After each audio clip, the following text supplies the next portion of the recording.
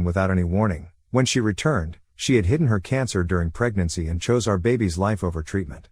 But now I'm with someone new. I, 34M, never thought I'd be posting here, but recent events have left me questioning everything. This is going to be long, but I need outside perspective to help me process what's happening.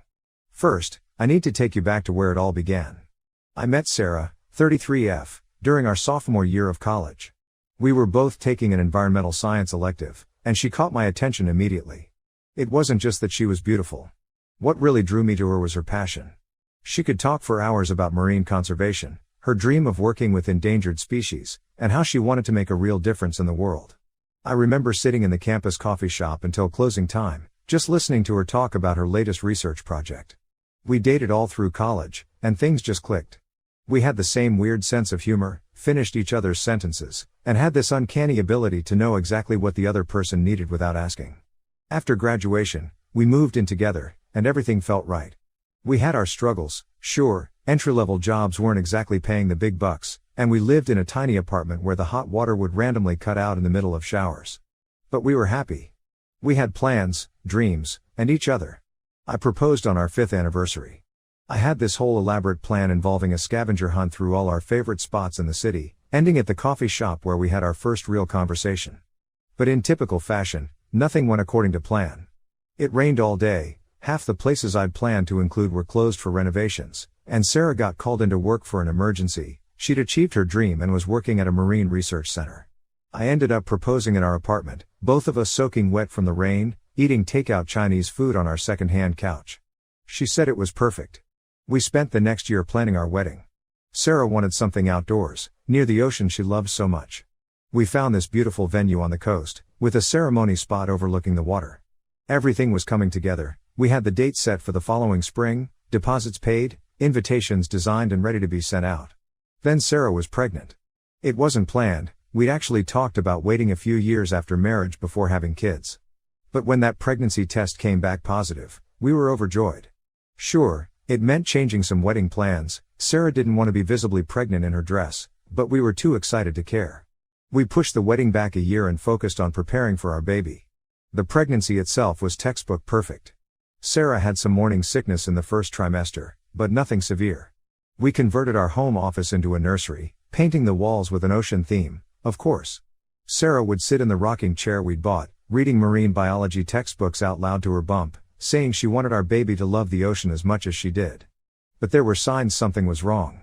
Small things I dismissed at the time but now haunt me. She started having these intense headaches around the 7th month, but the doctor said it was normal pregnancy stuff. She seemed more tired than usual, even for someone growing a human being. And there were moments when I'd catch her just staring into space.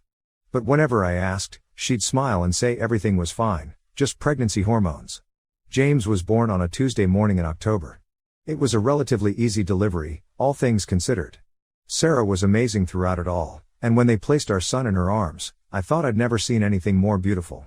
He had her eyes, and a full head of dark hair. We spent 3 days in the hospital, just being new parents, learning how to change diapers and swaddle properly. Sarah seemed different, but I chalked it up to new mom adjustment. She was quieter than usual, spent a lot of time just staring at James with an unreadable expression. The first couple of weeks at home were what you'd expect with a newborn, exhausting but wonderful. We took turns with night feedings, figured out how to function on minimal sleep, and marveled at every little thing James did. But Sarah's behavior started becoming increasingly concerning. She'd spend hours just sitting in the nursery, even when James was asleep. She stopped eating regularly, saying she wasn't hungry. When I suggested she might have postpartum depression, she'd completely shut down the conversation. Then came that day. It started normally enough. James was 3 weeks old, and I needed to make a grocery run. Sarah seemed fine, was feeding James when I left. I remember kissing them both goodbye, telling them I'd be back soon. The store was crowded, and I ended up taking longer than planned. When I got home, the house felt wrong somehow. Too quiet. I found the letter on James's changing table. Even now, 6 years later, I can quote it word for word. "I'm sorry. I can't do this. You and James deserve better than what I can give you. Please don't try to find me. Please don't hate me. Take care of our boy. Tell him his mama loves him more than anything in this world, which is why I have to go." Sarah, the next few hours are a blur in my memory. I remember calling the police, trying to file a missing persons report, but since she'd left voluntarily and wasn't in danger, there wasn't much they could do. I called her parents, who seemed just as shocked as I was. They hadn't heard from her, had no idea where she might have gone. I called hospitals, thinking maybe she'd had some kind of breakdown. Nothing. The reality of being a single father to a newborn hit hard and fast. I had to take emergency leave from work, thank God for understanding bosses. My sister Jenny became my lifeline. She had 2 kids of her own and practically moved in with us those first few months. She taught me everything: how to tell different types of crying apart, how to properly burp him, how to manage feeding schedules while still taking care of myself. The legal stuff came next. I filed for full custody, which was granted by default since Sarah never showed up to contest it. Her name remained on James's birth certificate, but in every other way, I was a single parent. I tried to keep track of her, hired a private investigator at one point, but she disappeared completely. No social media, no credit card trails, nothing. It was like she'd vanished into thin air. Those first few years were the hardest thing I've ever done. Working full-time while raising a baby alone is no joke. I was lucky to have an amazing support system: my parents, Jenny, friends who'd show up with meals or offer to babysit so I could get a few hours of sleep. But the emotional toll was enormous. James would cry for hours sometimes, and I'd find myself crying right along with him, wondering if he somehow knew his mother was gone. I didn't date for a long time. Honestly, I didn't have the energy or emotional capacity for it. My whole world revolved around James and making sure he had everything he needed. But about 2 years ago, my sister convinced me to try online dating. That's how I met Emma. Emma was different from anyone I'd ever dated. She was a kindergarten teacher, divorced, no kids but great with them. Our first date was supposed to be coffee, but we ended up talking for 4 hours. I was upfront about James from the start, and she was amazing about it. She understood that he came first, that dating a single parent meant things would move slowly. The first time she met James was at a playground, very casual, no pressure. She brought bubbles and spent an hour chasing him around, making up stories about bubble dragons. By the end of the day, he was calling her Miss Emma and asking when she could come play again. Watching them together, I felt something I hadn't felt in years: hope. Our relationship progressed naturally. Emma never tried to force a connection with James or push herself into a maternal role. She just showed up. She'd come over for movie nights, help with bedtime stories, attend his t-ball games. When he had nightmares, she'd make hot chocolate and listen to him talk about his fears. When he was sick, she'd bring over homemade chicken soup and new coloring books. 6 months ago, after a lot of discussion and family therapy sessions, Emma moved in with us. The transition was smoother than I could have hoped. James was excited to have her there full time, and our little family unit felt complete. We talked about marriage, about Emma legally adopting James someday if that's what he wanted. Life was good. Then Sarah showed up. I was at work, reviewing some client files, when my assistant told me someone was asking to see me. I wasn't expecting anyone, but I agreed to a quick meeting. When she walked in, I didn't recognize her at first. Her hair was different, shorter, styled differently, and she looked thinner, more angular. But those eyes. I'd know those eyes anywhere. She asked if we could talk, and something in her expression made me agree. We met at a coffee shop after work, not our old one. I couldn't handle that. She ordered green tea, something she used to hate, and her hands shook as she held the cup. The story came out slowly, painfully. Shortly before James was born, she'd started having severe headaches and dizzy spells. She'd gone to the doctor without telling me, thinking it was pregnancy related. It wasn't. They found an aggressive form of breast cancer, already at stage 3. The doctors wanted to start treatment immediately, but she was pregnant. She chose to delay treatment until after James was born, knowing it could worsen her prognosis. She showed me medical records, hospital bills, documentation of years of treatment. Multiple surgeries, aggressive chemotherapy, radiation. She'd gone through it all alone, living in a small apartment near the hospital, working part-time at a local aquarium gift shop to pay bills when she could. Her parents hadn't known either. She'd cut contact with everyone. When I asked why she didn't tell me, her answer broke my heart all over again. She said she couldn't bear the thought of James growing up watching her die, of having memories of a sick mother rather than no memories at all. She thought if she died, it would be easier for us to move on if we'd already learned to live without her. If she lived, she could come back and explain everything. She's been in remission for 2 years now. She's followed our lives from afar, found my social media, saw pictures of James growing up. She talked about how much he looks like her, how proud she is of all his achievements she's seen posted online. She cried when she talked about missing his first steps, his first words, his first day of school. Then she wants to come back. Not just as James's mother, but she wants us, our relationship, everything we had. She says she still loves me, that leaving us was the biggest mistake of her life even if she thought she was doing the right thing at the time. She wants another chance. I listened to everything. I tried to understand her perspective, to imagine the fear and pain she must have felt. But when she finished, I told her no. I explained about Emma, about the life we've built, about how James has finally stopped asking why his mother left him. I told her I would be willing to discuss supervised visitation eventually, after consulting with Emma and our lawyer, but that's all I could offer. She didn't take it well. She became upset, saying I was punishing her for trying to protect us. She's been calling and texting constantly since then. Her family, who I haven't heard from in years, is now reaching out. They say I'm being cruel, that she made a mistake out of love and fear, that she deserves forgiveness and a second chance. Some of their messages have gotten to me. They point out that Sarah sacrificed everything, her relationship with her child, her family, her entire support system, because she thought it was best for James. They say that kind of sacrifice deserves understanding and forgiveness. Her mother called me crying, saying she lost years with her daughter and doesn't want James to lose his mother too. But then I remember those years of pain. The nights spent wondering what I did wrong. The times James would cry himself to sleep asking for a mommy who wasn't there. So yeah, even if I am the asshole here, I won't agree to take her back. Emma has been incredibly supportive through all of this. She says she'll support whatever decision I make regarding James having a relationship with Sarah, but she's also honest about her concerns. James knows something is going on, he's a perceptive kid. I haven't told him about Sarah yet. But he's been asking questions about his birth mother more frequently lately, as if he can sense the upheaval in our lives. So here I am, Reddit. Ida for refusing to give Sarah another chance? Sometimes when I look at James, who is so much like her in so many ways, I wonder if I'm being too harsh. Edit 1. Thank you all for the responses. To address some common questions. 1. Yes, I've verified her medical records, the cancer diagnosis and treatment were real. 2. She did try to send child support about a year after leaving, but I refused it. I was hurt and angry then. 3. Emma knows everything and has been incredibly supportive through this whole situation. 4. I have spoken with a family law attorney about the situation. While Sarah's parental rights were never officially terminated, my having sole legal and physical custody gives me the right to make decisions about visitation. Edit 2. For those asking about Sarah's current health status, she has been cancer-free for 2 years and her doctors are optimistic about her long-term prognosis. However, they can't guarantee the cancer won't return, which is one of my concerns about reintroducing her to James's life. Update 1. First, I want to thank everyone who responded to my original post.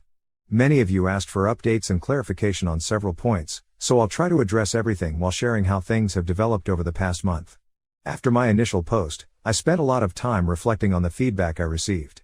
Many of you pointed out that while Sarah's actions were devastating, her motivation came from a place of desperate love rather than malice. This perspective has helped me approach the situation with more empathy, even as I maintain firm boundaries for James's well-being. One of the first things I need to address is the verification of Sarah's story, since many commenters were understandably skeptical. Yes, I have thoroughly verified her medical records. The cancer diagnosis was real, stage 3 triple-negative breast cancer, diagnosed at 32 weeks of pregnancy. The documentation shows everything: the initial diagnosis, her decisions regarding treatment delay, the subsequent surgeries, chemotherapy protocols, radiation treatments, and finally, her remission status. Reading through these records was like experiencing those lost years from a parallel universe, one where I could have been by her side through it all, if she'd only let me. The medical records also shed light on something I hadn't fully processed from our conversation: just how close we came to losing her entirely. Her oncologist notes indicate that by delaying treatment until after James's birth, her survival chances dropped significantly. She quite literally chose our son's health over her own, though I still struggle with her decision to face it alone. Regarding her current health status, she's been cancer-free for 2 years now. Her doctors are a bit optimistic about her long-term prognosis, but as with any cancer survivor, there are no guarantees. This uncertainty plays a significant role in my hesitation about reintroducing her to James's life. The thought of him losing her twice, especially if he forms an attachment, keeps me awake at night. Many of you asked about child support and Sarah's attempts to contribute financially. Yes, she did try to send money about a year after she left. I received an envelope with no return address containing a cashier's check and a brief note saying she wanted to help support James. I was still raw with grief and anger then, and I sent it back unopened. I recognized this was more about my pain than James's best interests, but I was not in a place to accept anything from her at that time. Since then, I've learned she set up a trust fund for James's education, contributing what she could manage while working part-time during her treatment. She never told me about it because she knew I would refuse it. The trust currently holds enough to cover about 2 years of college expenses. Emma's role in all of this deserves its own discussion. Many commenters asked how she's handling the situation, and I continue to be amazed by her. We've had several long conversations about what Sarah's reappearance means for our family. The legal aspect of this situation has also been a major focus. I've had several consultations with a family law attorney to understand our options and rights. While Sarah's parental rights were never officially terminated, my having sole legal and physical custody gives me significant control over any potential visitation arrangements. The attorney advised that while Sarah could potentially petition the court for visitation rights, judges typically favor maintaining stability in the child's life and would likely support a gradual, supervised reintroduction if any contact is allowed. Sarah's family's involvement has added another layer of complexity to the situation. After years of silence, I'm now fielding calls and messages from her parents, siblings, and even extended family members. Their perspectives range from understanding my caution to outright hostility over my reluctance to immediately welcome Sarah back into our lives. Her mother, in particular, has been persistent, sending long messages about second chances and the importance of family bonds. I understand their position. They lost years with their daughter too, and they see this as a chance to rebuild their family completely. But they weren't there during those dark years. They didn't hold a crying toddler who couldn't understand why he didn't have a mommy like his friends did. They didn't field questions from well-meaning strangers about James's mother, or watch him scan crowds at school events, looking for someone who wasn't there. Well, that's all for now. I will post an update soon if there is one. Update 2. First, I want to thank everyone who responded to my original and update post. Your comments and perspectives helped me process a lot of complicated feelings and gave me the clarity I needed to handle this situation. A lot has happened since then, and I think I owe you all an update. After my post gained a bit of traction, Sarah somehow managed to find it. She recognized our story and sent me a long email about it. Reading her perspective of everything that happened was intense. She filled in a lot of gaps about those years she was gone, and I think sharing her story might help people understand the complexity of our situation. According to Sarah, she first noticed something was wrong during her second trimester. She was having severe headaches that wouldn't go away with normal medication. At first, she dismissed them as pregnancy-related, but when she started feeling lumps in her breast, she knew something was wrong. She went to a doctor without telling me. She says she didn't want to worry me until she knew for sure what was happening. The diagnosis came back with stage 3 breast cancer. The doctors wanted to start treatment immediately, but she was pregnant. They gave her options on whether to terminate the pregnancy and start treatment, or wait until after delivery but risk the cancer spreading. She chose to wait. She said she couldn't bear the thought of terminating when we'd been so happy about the baby. She shared her medical records with me, and they tell a brutal story. By the time James was born, the cancer had progressed significantly. The headaches she'd been having were related to small metastases that had already started forming. Her doctors told her she had maybe a 30% chance of survival if she started aggressive treatment immediately. She said the day she left was the hardest day of her life. She'd written and rewritten that letter dozens of times. She described sitting in the nursery, watching me leave for groceries, and holding James for what she thought would be the last time. She took photos on her phone, hundreds of them, of every little detail of his face, his tiny fingers, the way he smiled in his sleep. After leaving, she moved to a small town about 3 hours away where she had a distant cousin who worked as a nurse. This cousin was the only person who knew the whole truth. She helped Sarah find an apartment near the hospital and connected her with doctors. Sarah started aggressive treatment immediately, a combination of chemotherapy, radiation, and multiple surgeries. She lost her hair within weeks. The chemotherapy was so aggressive that she could barely keep food down. She had 3 major surgeries in the first year alone. Her cousin would come by after shifts to help her, as Sarah was often too weak to even get out of bed. She worked when she could at the hospital gift shop, but most of her savings went to medical bills. She tried to send money for James about a year after leaving. She'd managed to save up a few $1,000s from her part-time work. I had refused it, and now I know why. She was literally sending every penny she could spare while going through cancer treatment. What really got to me was learning about how she stayed connected to us. She created an Instagram account just to follow my sister's page, which occasionally had photos of James. Her worst day, she says, was when she saw the first picture of James with Emma on my social media. She said she cried for hours, but also felt relieved that he had someone in his life who could be there for him in ways she couldn't. She never commented or reached out because she was still going through treatment and didn't want to disrupt our lives if she wasn't going to survive. The recovery process was long and difficult. Even after the cancer went into remission, she spent months in physical therapy, rebuilding her strength. She had to learn to write again after nerve damage from chemotherapy affected her hands. She went through extensive reconstructive surgery. It was 2 full years after her remission before her doctors said she was stable enough to consider resuming normal life. She spent that time in therapy, working through her decisions and their consequences. Her therapist helped her understand that while her intentions were protective, her actions had caused significant trauma to both me and James. She worked on developing better coping mechanisms and communication skills. When she finally reached out to me at my workplace, she had spent months planning what to say. She had a whole speech prepared about understanding if I hated her, about being willing to accept any role in James's life that I deemed appropriate. But seeing me in person overwhelmed her, and everything came out wrong. She's been sending me regular updates about her health since our meeting. Her latest scans are clear, and her oncologist is optimistic about her long-term prognosis. She's on a maintenance treatment plan and has checkups every 3 months. She's also continued with therapy. After much discussion with Emma and our lawyer, we've decided to move forward with a very gradual approach to introducing Sarah back into James's life. She will not tell James about her cancer yet. All initial meetings will be supervised by me, and will only happen when James expresses interest in meeting her. She has agreed to sign a legal document stating she will maintain consistent contact once visitation begins. This addresses my fear of her disappearing from his life again. She has also agreed to continue her own therapy and attend co-parenting counseling with me. Emma has been incredible throughout this process. She's secure in her relationship with James and sees Sarah's presence as an addition to his support system rather than a threat to her role in his life. She actually met with Sarah privately to discuss how they can both be positive influences in James's life without creating confusion or conflict. Sarah's family has also been more understanding since I explained our gradual approach plan. They see that we're not cutting Sarah out, but rather trying to reintroduce her in a way that's healthy for everyone, especially James. They've agreed to follow our lead and not mention anything to James until we're ready. I know this update might disappoint those who wanted me to either completely embrace Sarah's return or totally reject her. The reality is messier and more complicated. We're taking small steps, prioritizing James's health, and trying to build something sustainable rather than rushing into changes that could hurt him more in the long run. I want to thank this community again for helping me navigate the initial shock of Sarah's return. Your comments helped me see that there was a middle ground between completely shutting her out and immediately welcoming her back.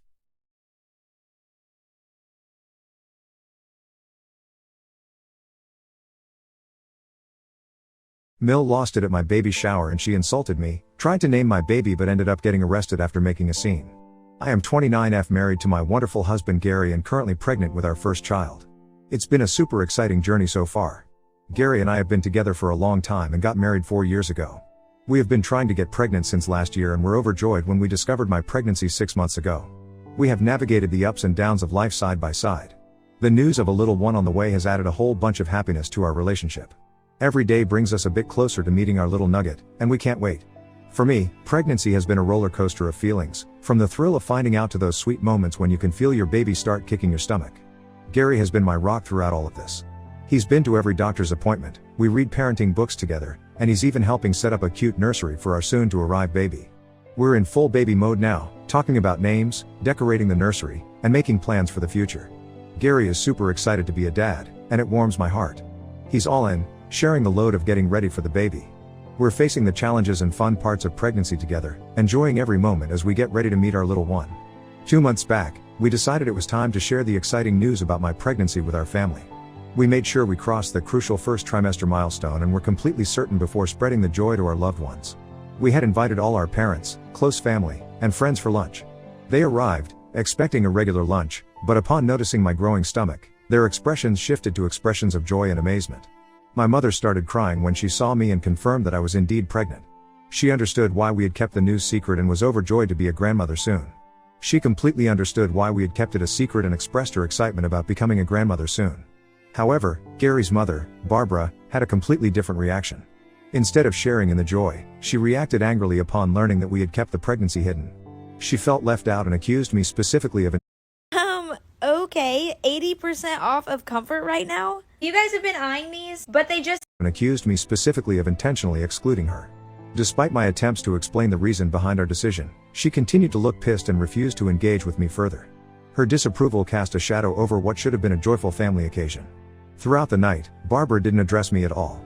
She displayed disrespect not only towards me but also towards my mother, who had always been nothing but kind to her during their previous encounters. Barbara remained unresponsive during discussions, buried in her phone while everyone else engaged in the family gathering. It was clear that she was upset, and her discontentment was palpable. She openly expressed to everyone how she had no idea about my pregnancy, making her feel as if she had lost precious time with a grandchild who hadn't even been born yet. My husband and one of his brothers picked up on her frustration. As the tension escalated, I reached a breaking point and decided to step out for a moment to gather myself. My mother, who noticed my distress, came to comfort me until I felt composed enough to return. As the night came to an end, Barbara made a deliberate point of saying goodbye to me last after observing the disapproving stares from my husband, sister, and parents. The entire day, she barely exchanged more than a hi and bye with me. Later, my husband walked them to the car, where they ended up having a heated argument which I could hear clearly standing in the foyer. Barbara took the opportunity to vent her complaints about me, further escalating the strained situation. Thankfully, all our guests had left by this moment, so it was just me, my parents, Gary, and his parents. She angrily told him that she couldn't believe that I had the audacity to keep this pregnancy from her and that I did not consider family at all. My husband calmly let her know that he and I had both decided to wait until we were out of the danger zone and that everything was fine before sharing the news with everyone. Hearing this, Barbara started yelling. This is how their conversation went. Barbara, this is our grandchild we're talking about. I deserve to know from the very beginning. Gary, Mom, it's not about deserving or not. It was a decision we made together. She just wanted to be cautious. Barbara, cautious? I am her mother-in-law. She should have trusted me with this. This is all her fault. This is when my husband lost his temper. Up until this point, he had held himself back, but when he heard his mother continue to accuse me, I watched his face get red in anger. He firmly told his mother that he didn't want to tell her as well, so if she was blaming me she should blame him as well. He continued to tell her that she needed to get over this and stop overreacting. Barbara told him that he should open his eyes as he was letting me control everything, and as his mother, she should have been the first to know if her son was having a grandchild. My husband stood his ground and asked her to stop attacking me and that he loved her, but she needed to leave and cool off before saying something she would later regret as Barbara stormed away, leaving my husband standing there, visibly frustrated and disappointed with his mother's reaction. I was unaware of the tears streaming down my face. The sharpness of her words had left me hurt and bewildered. Gary, quick to notice my distress, rushed to comfort me and gently guided me back into the house. My parents, sensing the tension, graciously stayed back until I felt emotionally composed and reassured. Barbara didn't just stop there. Later that night, I received a message from her, and my anxiety heightened, anticipating the content. Her message read, I must say, I am deeply disappointed in you. You knowingly kept a significant piece of information from me and I find that absolutely unforgivable. I can't believe you would rob me of the joy of knowing about my grandchild from the very beginning. This is not how a family should operate, and I find it disrespectful and hurtful. Instead of apologizing to me for your immature action, you are now causing a divide between me and my son. Shame on you. Her words cut through me, and I couldn't help but feel a mix of anger and hurt. I showed the message to Gary, and he was beyond pissed. He couldn't fathom why his mother would react so negatively and place the blame squarely on me. Gary decided to call her, warning her not to send such negative messages as it might distress me further. He even went as far as to threaten to cut her off if this behavior continued. Gary's words and his angry tone seemed to have an impact on Barbara. Faced with the possibility of being cut off, she changed her tune. Instead of acknowledging her own role in the conflict, she proposed a solution. She claimed the only way she could forgive us for what she perceived as a slight was if we allowed her to throw us a baby shower. This sudden turn of events left us both surprised and skeptical about her motives. She continued to plead how nothing would bring her more joy than to throw a grand celebration for me and her grandchild where she would be taking care of everything. Gary looked at me curious, but I remained skeptical with the sudden change in her voice. To me, Barbara's sudden change of heart seemed more like a tactical move to regain control and assert her dominance rather than a genuine attempt at reconciliation. Despite my reservations, Gary, always wanting to find a middle ground and keep the peace, entertained the idea of accepting her offer. I expressed my concerns to Gary, stressing that accepting her offer might only fuel her belief that her behavior was acceptable. Gary understood my perspective but told me that he hoped that by allowing his mother to throw a baby shower for me could be a way for us to mend fences and create a more harmonious family environment before the baby arrived. I begrudgingly agreed, and Gary informed his mother to go ahead with the planning for my baby shower. She was overjoyed and expressed her gratitude for allowing her to take charge. Despite entrusting her with the responsibility, I had assumed there would be some level of collaboration, where she would seek my input and consider my preferences for my own baby shower. With the event still a month away, I anticipated more detailed planning to unfold in the coming week. However, to my dismay, I discovered that my mother-in-law had gone rogue. She took it upon herself to purchase all the decorations, choose the games, and plan activities without consulting anyone, including me. When my mother reached out to her to discuss the baby shower, my mother-in-law simply informed her that everything had been decided and that it would be a surprise for me. The lack of communication and consideration left me feeling disheartened and frustrated, as the event meant to celebrate a joyous occasion was now being shaped without any regard for my preferences or wishes. On the day of my baby shower, the air was filled with a mix of excitement and tension. I arrived at the venue, a local banquet hall, surrounded by my close friends who were eager to celebrate the upcoming arrival of our little one. As I walked in, I couldn't help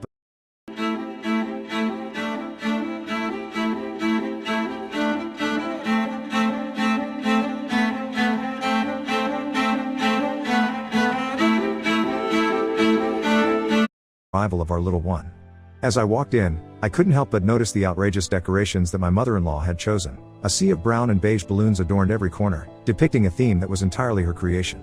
I absolutely hated the decoration, as this looked like a misguided attempt at a safari theme gone wrong. The overwhelming presence of brown and beige clashed with the vibrant atmosphere I had envisioned for the celebration. I had imagined soft pastels and delicate touches for my baby shower, but clearly, my mother-in-law had gone the opposite way. The tension in the air escalated when my eyes fell upon an eye-catching display near the entrance, an enormous banner featuring an elaborate collage of my husband's baby pictures with Barbara. Everyone looked at it confused, as we couldn't understand why she would choose to display my husband's baby pictures during my baby shower. I looked at her questioningly and she laughed it off, saying that she expected our baby to look exactly like my husband and she was very proud of how cute my husband was as a child, hence she wanted to display it for everyone. I stared at her, trying to comprehend if she had actually lost her mind. It was clear that she was determined to make the day more about her own experiences as a mother than about the imminent addition to our family. As more guests began to arrive, their expressions ranged from confusion to polite discomfort looking around the room. The sea of brown and beige balloons, coupled with the towering banner showcasing my mother-in-law and my husband, created an ambience that was far from the elegant and joyous atmosphere I had envisioned for my baby shower. I exchanged apologetic glances with some of my friends, who clearly shared my sentiment. When my mother walked in, her eyes widened in shock, observing the absolute horror that my mother-in-law had unleashed upon the venue. Her eyes then locked onto the banner, and I could sense her disbelief at the audacity of showcasing a collage that, instead of celebrating my baby's arrival, seemed more like an exhibition of my husband's childhood. In a bold move, my mother walked over to the banner, her expression shifting from disbelief to determination. Without uttering a word, she firmly grabbed hold of the banner, decisively removing it from its prominent display. The room fell silent, and all eyes turned toward my mother as she carried away the intrusive display that overshadowed the celebration. I couldn't help but feel a surge of gratitude toward my mother for her unwavering support. My Mill, who was busy talking to other guests, looked in horror watching my mother throw the banner into the dustbin. In a disapproving tone, she asked, "What do you think you're doing? That banner was a special touch to celebrate the baby and the family." My mother, undeterred by the disapproval, responded with a firm yet composed voice, "This celebration is about my daughter and her baby, not a showcase of your personal achievement." The guests around them were drawn to this unexpected confrontation. My Mill, sensing the attention shift, tried to regain control of the situation. "Well, I thought it would be nice for everyone to know who's responsible for this beautiful event. As I was responsible for throwing this lovely event, I wanted everyone to see how cute Gary was as a child," she retorted, attempting to mask her annoyance. Undeterred, my mother continued, "Barbara, you begged my daughter to allow you to throw this baby shower for her after how you behaved with her last time. This is my daughter's baby shower and not a platform for your personal agenda or attempt to steal the spotlight." The room hushed as the exchange unfolded, with guests glancing at each other in discomfort. My Mill, realizing that her attempt to dictate the narrative had backfired, retreated with a forced smile and returned to her conversations with other guests. The baby shower continued after that, with me trying my best to focus on the positive energy from my friends and family despite the tension that was lingering throughout the event. I thought there would be no other surprises from my Mill, who seemed to be drinking a little too much for a baby shower, but there was nothing that I could tell her anyway. We played various party games and the guests seemed to be slowly starting to enjoy themselves. Then it was time for the gift opening session, and I was pleasantly surprised by everyone's thoughtful gift for my baby. However, my anticipation turned into bewilderment as my mother-in-law handed me a conspicuously large gift box with an exaggerated grin on her face. The room fell silent, and I felt a mixture of embarrassment and frustration. My mother looked at her angrily. The guests exchanged awkward glances, unsure of how to react to this unexpected turn of events. In an attempt to diffuse the tension and not create any more tension, I mustered a weak smile and thanked her for the thoughtful gift, all the while suppressing the urge to roll my eyes. The situation escalated further when it was time for the cake cutting ceremony. My mother-in-law had ordered an extravagant tiered cake with over-the-top decorations. She made a big show of it, clinking her glass to make everyone look at her. I was starting to get pretty annoyed, wondering what she was up to now. We all looked at her curiously and waited for her to speak. Barbara then announced that she had come up with the perfect name for our baby girl. I froze hearing her words. Keep in mind that we hadn't even settled on a name ourselves. She proudly declared that the baby would be named after her great-grandmother with a name that seemed straight out of a Victorian novel. I was shocked and a little irritated that she assumed she had the naming rights. I stepped in politely, explaining that my husband and I wanted to pick our baby's name together. It was a choice we wanted to make as parents. However, my mother-in-law wasn't having any of it. She insisted that she had the perfect name and, if I was a good daughter-in-law, I should accept it since she had spent so much money on the baby shower. I was shocked at her sense of entitlement. I firmly stated that only my husband and I had the right to name our baby, and regardless of who hosted the baby shower, this decision was ours alone. That's when Mill started yelling at me in front of everyone, claiming I was extremely disrespectful and should be grateful for all she'd done. She went on to criticize my upbringing, insisting that I should be thanking her instead of denying her the right to name the baby. Barbara grew increasingly aggressive, pointing her fingers at my face. My mother stepped in, standing in front of me as a shield. Barbara continued to shout, asserting herself as the actual mommy of my baby since she gave birth to my husband, and it was his sperm that impregnated me. Her words were truly disgusting to hear. Despite my mom's attempt to stop Barbara's nasty comments, she just got angrier. She kept on insulting me and said my mom did a terrible job raising me. It was clear she had too much to drink, and trying to talk sense into her was pointless. The whole situation was getting worse, making everyone uncomfortable. Slowly realizing the escalating situation, I decided I had endured enough humiliation. Trying to salvage some dignity. I know I've messed up in the past, but I want to say this to the family. From now on, there will be $0 delivery fee. What? With Dash Pass, you pay $0 delivery fee on DoorDash. Is that what you were going to say? No, Guess how much I paid on delivery fee for this dinner and wine? 0. A toast to 0. Dash Pass, your door to $0 delivery fees. DoorDash.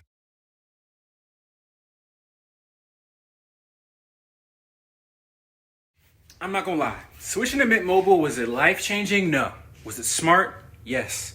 I'm not on my parents' plan anymore. I'm not hiding in the bushes while mommy and daddy pay all the bills. It was time for me to step up. I saw Mint Mobile's new customer offer, $15. Enough humiliation. Trying to salvage some dignity, I decided to walk out with the gifts my friends had generously brought, leaving behind the present that my mill had got me. However, Barbara, in her intoxicated state, snatched the gifts back from my hand and tossed them to the ground, accusing me of being ungrateful and a witch who was coming between her and her son. The tense atmosphere drew more attention, and I noticed some people starting to film the incident. In an effort to contain the chaos, I asked one of my close friends to politely request people to leave the event. Barbara, undeterred, continued hurling nasty accusations at me, creating a scene that no one could have anticipated when they arrived for what was supposed to be a joyous occasion. Frustration turned to anger, and as a last resort, I decided to call the cops to remove her from my vicinity as I was starting to feel extremely unsafe with her aggressive behavior. Yep, you read that right. I had to involve the police at my own baby shower because of my toxic mill. When the officers showed up, Barbara went into full drama mode, pointing fingers at me and painting me as the mastermind behind the chaotic event. The cops, thankfully, were understanding and attempted to reason with her. However, being drunk, Mill resisted their efforts and even started yelling at the police, which didn't work in her favor. The situation escalated to the point where she was arrested on the spot. I left the event with my mother and close friends, all of us shaken up by the unsettling incident. Since this incident, my husband and I have been dealing with the fallout. Mill is on a full-blown guilt trip, playing the victim card and garnering sympathy from some family members who were not present at the baby shower as they don't live in the same city. My husband, although he understands why I called the cops, thinks I took it a bit too far. He believes that I could have called him or his father for help. So Reddit, Ida for calling the cops on my mill for ruining my baby shower and pretending to be the actual mommy of the baby? Update 1, I am overwhelmed with the response I have received since deciding to post about my baby shower. I would like to thank everyone for supporting my decision to call the cops. I had never witnessed such an aggressive reaction from my mill before, given that I usually only saw her during holidays when I never spent a lot of time with her. The level of aggression she displayed at the baby shower left me genuinely concerned about the possibility of physical harm, especially considering the potential impact on my unborn child. Since the incident, every guest who attended the baby shower has reached out to express their support. Some of them have even shared recordings of the entire debacle, which I intend to show to my husband. My plan is to have a serious conversation with my husband in the coming weekend about the future with his mother. Update 2, I showed the recording to my husband. As mentioned earlier, my husband and I found ourselves sitting down for a serious conversation about the events that had transpired. I explained to him in detail how his mother's behavior had escalated throughout the entire ordeal, from the hidden pregnancy revelation to the outrageous baby shower. I described in detail the yelling, accusations, and bizarre gifts she presented. I then shared the recordings with him, which my husband watched, visibly horrified. Watching the video seemed to bring a reality check for him, making him confront the uncomfortable truth about his mother's actions. He started to apologize to me sincerely for underestimating the severity of the situation and acknowledged that I was right in calling the cops. I had no idea it got this bad. "I'm so sorry you had to go through all that," he expressed, his face reflecting both regret and frustration. He admitted that he had never imagined his mother could be this toxic, as this seemed so out of character for her. He reassured me that he was on my side and emphasized that my safety and well-being, especially during pregnancy, were his top priorities. We then delved into the underlying issues, discussing how his mother's need for control and validation had overshadowed what should have been a joyous occasion. Gary, grappling with the reality of his mother's actions, shared his own concerns about her behavior and acknowledged that her behavior had crossed a line. I told him that after how his mother had behaved with me in front of everyone, I wanted to cut all ties with her. I continued to tell him that he could have a relationship with her if he wanted, but me and our child would not be a part of her life, at least until his mother went for counseling to deal with her aggressive behavior. Hearing this, Gary expressed that what his mother had done was beyond disgusting and he was willing to cut ties with her as well. I assured him that he did not have to do any such thing, but my husband insisted that his mother dared to disrespect me, hence she did not have the right to be in our lives anymore. He understood that this behavior by his mother was not just about the baby shower but might have been a culmination of long-standing issues. Moving ahead, Gary has reassured me that he will personally communicate our decision to his mother, making it clear that cutting her off from our lives is entirely his choice. I have also asked him to warn her that if she decides to show up unexpectedly at our doorstep to force me to accept her back in our lives, then I will be forced to call the cops on her again. Update 3, it's been a month since my last update. To everyone asking, me and the baby are doing okay. I can't wait to meet my child very soon as the date approaches. Since my last update, we have ceased all communication with Barbara. Gary had a conversation with his parents, and his father assured him that he would take the necessary steps to ensure that my mill understands the boundaries we've set and respects our decision. In the aftermath of cutting ties with Barbara,